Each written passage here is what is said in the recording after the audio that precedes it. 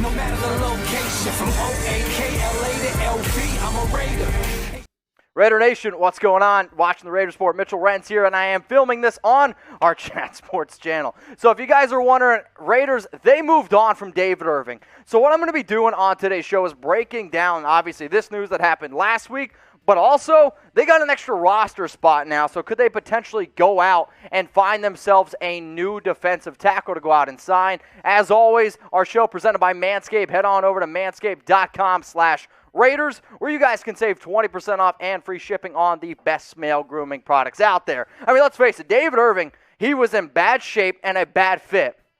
If your ding-a-ling is looking like it's in bad shape, then you should go use some Manscaped products. But if the real idea here is this, they were hoping that David Irving was going to be on that team. When I did my 53-man roster projection, I had Irving on there. So to me, that says this. Either one of these other players is going to step up, or they could go out and find some other top free agents. But what I want you to know, or I guess go down in the comments and let me know, which player do you think this helps the most? Because when I saw the news that Irving was getting cut by Las Vegas, my mind went like this. I'm like, okay, there's three players that I'm like, this really, really is going to be able to help them out. So before I give you my three players, I want you to go down and let me know which player do you think this helps the most that David Irving got cut. The first guy I'm going to bring up here is Kendall Vickers. If you guys haven't seen the video of him deadlifting 1,000 pounds, yes, 1,000 pounds. I mean, that's incredible. I mean, that's literally like 5 me. No, yeah.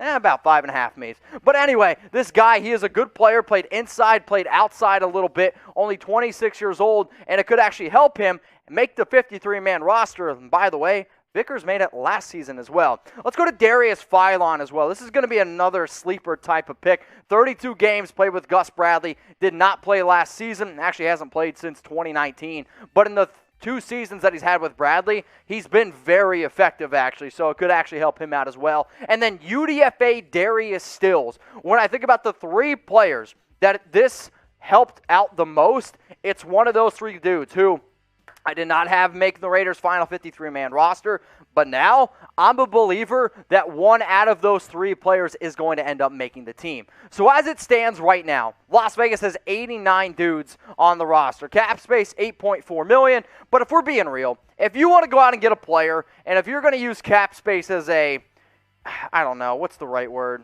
as an excuse, that's a you problem, because you can make cap space work. But as it stands right now, here's the Raiders' defensive line. You got Solomon Thomas, Jonathan Hankins. They're going to be asked to step up a little bit. Also, Quentin Jefferson going to play a pretty big role here. Then you see the 3 guys that I just mentioned, Vickers, Philon, Stills. Could they potentially go out and get another edge rusher? I don't really see that being the way that the Raiders go. But hey, what do I know, right?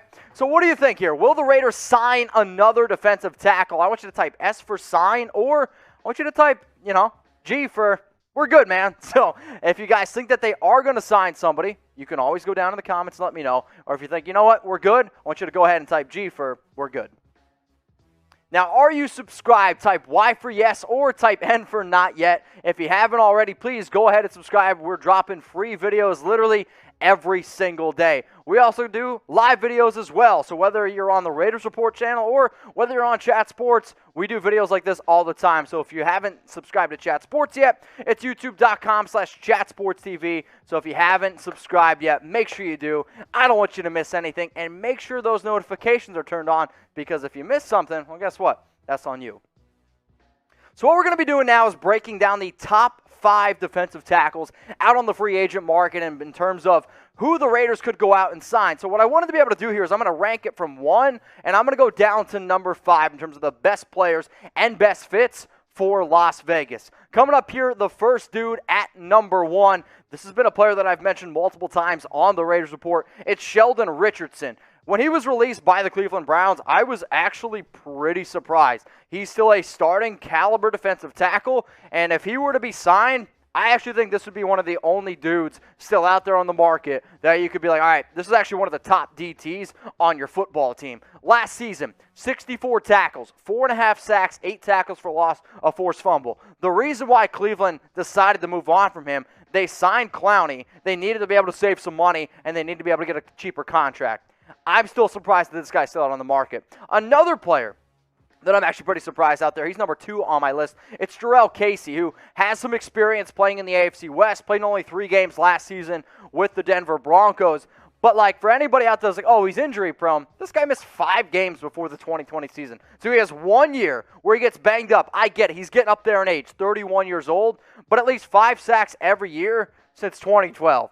For a defensive tackle, that's pretty good. Plus, he's also pretty versatile as well. But last season in 3 games, 14 tackles. If you're looking for a defensive tackle that can come in and help out a young roster, and I think pretty quickly, I think a guy like Jurrell Casey is definitely somebody to go ahead and keep in mind. Head on over to manscape.com/Raiders where you guys can save 20% off and get free shipping on the best male grooming products out there. The Lawnmower 4.0 was just released by Manscaped, so whether you're trying to shave your Chucky head, whether or not you're trying to shave your black hole, whether or not your Nathan Peterman needs to spit a little bit more venom, and hey, all we're trying to say is this: manscape.com/Raiders is the place to go ahead and get hooked up. If you have the Lawnmower 3.0, I'm going to just be honest with you, it's good. But the 4.0 is a little bit of a better product, so it's a better battery life, also less vibration. And for those of you that are like, oh, it's not a big deal, the easiest way I can explain this is this. If you have a razor that vibrates a lot, it's like riding a wooden roller coaster. You're sitting there and you're like, oh my gosh, and then everything's crazy. Ride a steel roller coaster, it's nice and smooth, and that's what you're going to get here with the Lawnmower 4.0. Plus, it's great in the shower. It's got literally like an 8-hour battery life. I mean, it's insane. If you just turn it on and just let it run, I don't know if I've ever seen it run out of battery. Plus, actually, I found this out as well. I took it to my trip down to Florida, and it won't turn on in like your bag because it's got special technology where it's just not going to turn on randomly. I don't know about you. If you've ever been somewhere, you go on a trip, the battery is like turned on while you're on your flight, and then you get home, and you're like, oh crap, I can't shave. Not going to happen with Manscaped. Head on over to manscaped.com/Raiders, 20% off, and you get free shipping. Number 3 player here on my top defensive tackle free agents the Las Vegas Raiders go out and get. I'm going to go Geno Atkins. And barely played in 2020, but I think he could go out and get a cheap prove-it deal. He does offer some veteran value and some pass rush ability. For anybody out there that's going to say, okay, his numbers not very good last year, you're 100% right. Cincinnati just simply did not use him. So what I'm trying to do now is find players that you could bring in 1-year cheap contracts that if they're motivated, I believe they can be successful. That's what you're going to get here with a guy like Geno Atkins. At number 4, I'm going to go another veteran, and I've said this actually before that, this wouldn't be a guy that I would go out and get. Now, I also said that 3 months ago when there was a lot of other players out there, but if you can tell me that I'm going to get the good version of Kawann Short, like the 2018 Pro Bowler version, of course I'm going to take it. 2019 and 2020, he just wasn't able to play a lot. The injuries are really starting to rack up on him. I mean, the fact that he only played 5 games the past 2 seasons, that's alarming. It's also one of the biggest reasons why Carolina decided to release him. But at 32 years old, if I'm sitting here saying, okay, Short, if I'm his agent, this is probably your prove-it year to get at least 1 more contract. If you can't do it, it's going to be really, really tough. So maybe he's more motivated. Maybe he's ready to really take advantage of the salary cap going up, which it will in 2022. Who's hungry here? I don't know about you. I am starving. Shout out to Damon Snacks Harrison. He's number 5 on my list. Played for the Packers and the Seahawks last season. Could add a little bit of a veteran presence to a young team.